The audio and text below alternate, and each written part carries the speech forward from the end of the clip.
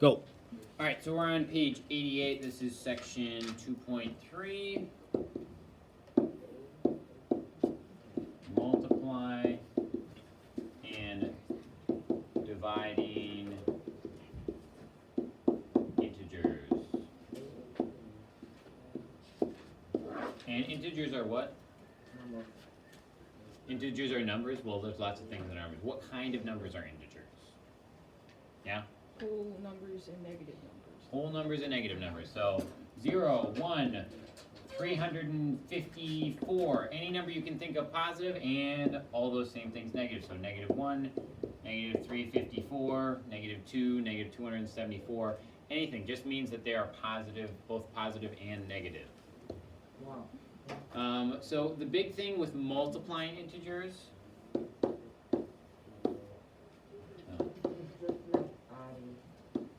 It is not just like adding. It is very simple. It's actually a lot easier than when it comes to adding things. You're gonna want to write this down in your planner, and then I would write multiplying and dividing up there so that you know what it is. If you have a positive number times a positive number, you get a Positive. positive number. If you have a positive number times a negative number, you get a Negative. negative. If you have a negative number times a positive number, Negative. Negative. Yeah, negative. negative. If you have a negative number times a negative number, you get a Positive. positive. Now, this might look like it's the exact same as adding and subtracting. It's really similar, but the one thing you have to remember when you're doing adding and subtracting, so if I have negative 7 plus a negative 3, then I have to look at the numbers when they're right here, right next to each other. That's how I know if I'm going forward or backwards. So right here, adding a negative 3 for adding and subtracting, I know I'm going what, forward or backwards? Backward. Backwards. But that's because I'm looking over the two of them. When it's multiplying, I look at negative 7 times negative 3. And I should put this in parentheses. But negative 7 times negative 3. Now I'm not looking at these two symbols, I'm looking at the symbols that are right in front of both of them. That is the big difference between them. The adding and subtracting, multiplying, dividing, yes, this same thing is still true for them, but the way that you apply it is different. In adding and subtracting, it's when they are right next to each other. In multiplying, is the number itself positive or negative? It is not the two signs that are right in front of it. I'll go over more things to clarify on that, but that's the number one thing that I see that confuses people about this over and over and over again. So that's why I want to make the clarification now. So that being said, I'll go over a couple of examples. Let's go. I had an inspiration today. We're going with hot pink. So if I have 7, oh man, that's not hot pink. There we go. So if I have positive times positive, 7 times 7 is, oh no, I don't want 7 times 7. I want 7 times 3 is 28. 21. 28? Come on. Positive times negative. 7 times negative 3 is Bad life Oh, choices. negative 21. negative 21. We'll say it. If I have negative 7 times 3, 0. No. Negative 21. negative 21. Negative 4. If I have negative 7 times negative 3, It's 21. 21. I knew that was coming. no. Yeah, it's going to be positive because you have a negative times a negative. Remember, it's the number itself. If I said negative 7 plus a negative 3, you look at the plus and the negative right in front of it. Adding and subtracting are different in that way. So if we go to Ooh, page 89. page 90, I know. Ah ha ha ha. you've got negative 5 times 4. And here, where's the multiplying? What? Where's the multiplying?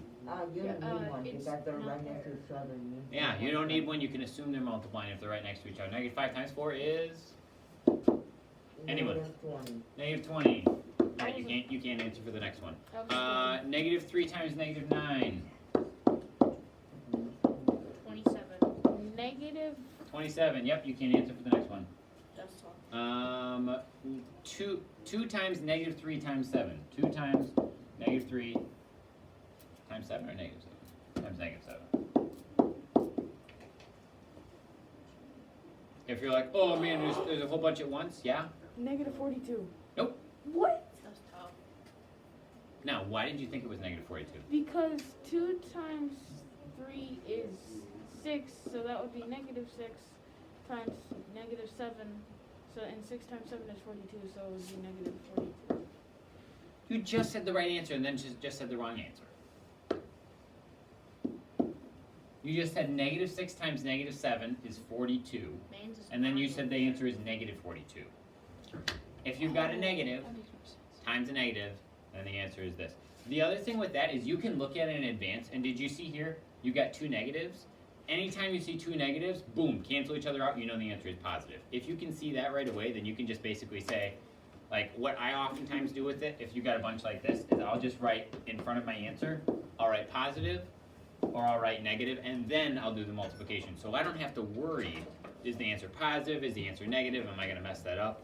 If you do that in advance, then you can just be like, all right, well, I've got the answer. And yes, you can just leave your answer as positive 40. Like, you could actually put positive 42 and circle that. I don't really care with it. The big thing is, do you know, is my answer positive, is my answer negative? You can figure that out in advance, or you can figure that out as you go. Is it now recording? No, it's just for recording. No, it's recording, it's fine. All right, and